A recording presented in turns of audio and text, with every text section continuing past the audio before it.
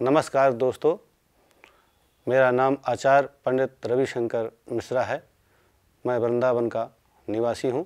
आज मैं आपको धन्वंतरी जयंती धन त्रयोदशी के बारे में बताता हूँ। भगवान धन्वंतरी का प्रकट देवासुर संग्राम के समय समुद्र मंथन के रूप में भगवान धन्वंतरी कलश लेकर के प्रकट हुए।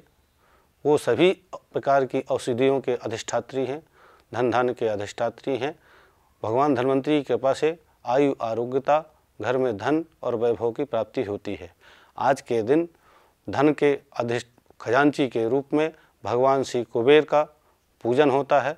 श्री कुबेर जी का भी पूजन उनके गणों के सहित करना चाहिए एवं भगवान धन धान्य की वृद्धि एवं आयु आरोग्यता की प्राप्ति के लिए भगवान श्री धन्वंतरी का भी पूजन करना चाहिए तथा यम का पूजन भी करना चाहिए।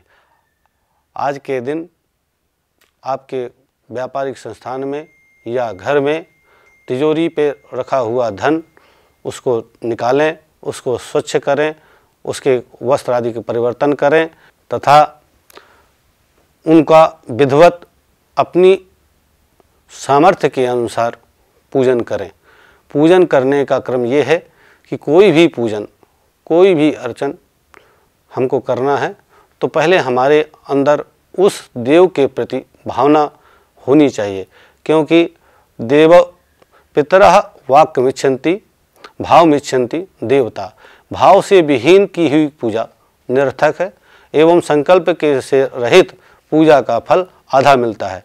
इसलिए कोशिश ये करें कि किसी विद्वान ब्राह्मण का आवाहन करें, उनको बुलाएं और उनसे उचित समय लेकर के, जैसे स्थिर लगन में पूजन करना चाहिए और चौघड़िया में शुभ अमृत लाभादि का जब समय हो उस समय पूजन करना चाहिए। पूजन में आप भी जो वस्त्र धारण किए हैं वो स्वच्छ होने चाहिए। एक बार पहनकर उतारे हुए वस्त्र नहीं होने चाहिए। स्वच्छ और शुद्ध मन से आसन विहीन पूजन नहीं करें। अपना पवित्रीकरण देवम भूत्वा देवम यजेत। किसी भी व्यक्ति विशेष से मिलना है तो उसके आधार पर आप जाएंगे, आप भी स्वयं उस वैभव के आधार पर जाएं, तभी क्या कहते हैं उससे संपर्क हो सकता है। इसलिए देवों को पूजन देव स्वरूप में ही करना चाहिए। तिलक, पवित्रीकरण, आचमन, आसन पवित्रीकरण, प्राणायाम, स्वस्ति वाचन, गणपति स्मरण, संकल्प एवं उस देव भगवान कुबेर का पूजन कर रहे हैं तो उनका आवाहन, स्थापन, पाद्यादि से पूजन।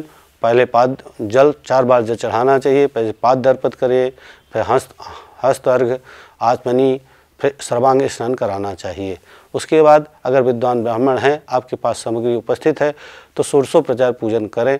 जैसे दूध के बाद जल, घी, दही के बाद जल, घी के बाद जल, शहद के बाद जल, शर्करा के बाद जल एवं पंचामृत से स्नान कराएं। फिर सुगंधोदक माने गंधोदक से परपेक्ष है कि चंदन के जल से भगवान कुबेर आदि का स्नान कराएं। उसके बाद गुलाब जल से स्नान कराएं। उसके बाद फल के रस से स्नान कराएं, नारियल पानी से स्नान कराएं एवं तीर्थ गंगा जल या यमुना जल जो भी आपके पास उपलब्ध है उससे उनका स्नान कराएं। उसके बाद उन्हीं सभी देवताओं का स्वच्छ जल से साफ करके पोषण करें। फिर सभी पे इत्र लगाएं। इत्र लगाने के बाद वस्त्र धारण कराएं। जो भी वस्त्र है आपके पास, कलाया है या दुपट्टा है या उनके मूर्ति के स्वरूप में है तो यदि उनके वस्त्र हैं तो उनके वस्त्र धारण कराएं। यज्ञोपवीत धारण कराएं, गंध चंदन लगाएं, अक्षत लगाएं, फूल माला पहनाएं, बिल्वपत्र चढ़ाएं, दुर्वा चढ़ाएं और भगवान कुबेर की खजाने के रूप में उस दिन थैली का भी पूजन करना चाहिए। सौभाग्य द्रव्य, उसके बाद धूप का अर्पित करें, दीप अर्पित करें, हाथ धो करके फिर नैवेद्य अर्पित करें। नैवेद्य के बाद उनको प्रणाम करें और उनसे याचना करें कि हमारे घर में धन धान्य का खजाना सदा बना रहे, व्यवस्थित बना रहे और हम सदा खुश रहें। आपकी कृपा हमारे ऊपर बनी रहे। तो कुबेर की कृपा से, कुबेर भगवान की कृपा से और उनके गणों की कृपा से सब आपके यहाँ धन धान की वर्ष पर्यंत श्रद्धा पूर्वक चलता रहे आपकी व्यवस्था। और भाव इसलिए ज़रूरी है, भाव के बिना की हुई पूजा कोई भी निरर्थक है। भाव से मतलब ये है कि आप पूजा तो कर रहे हैं परंतु बात मोबाइल पे कर रहे हैं, मानसिक चिंतन आपका कहीं पर है, घर की अन्य व्यवस्थाओं पर है, व्यापार की अन्य व्यवस्थाओं पर है। आप समय निकालें, वर्ष में एक बार यह दिन आता है पूजन के समय। सभी जो भी आप टाइम निकालें, आधा घंटा निकालें, 15 मिनट निकालें, 20 मिनट निकालें या 1 घंटा निकालें, परंतु जो भी करें वो एकाग्रचित्त से करें और भावपूर्ण करें, क्योंकि भाव से बगैर की हुई पूजा निरर्थक है। व्यक्ति, जब हम किसी व्यक्ति के पास याचना करने के लिए जाते हैं, जो हमको दान दाता है, उसके पास जाएं और हम मोबाइल पे बात करते रहें, वो सामने बैठा रहे, तो वो अपनी अवहेलना समझेगा। इसी प्रकार देवता भी अपनी अवहेलना समझते हैं।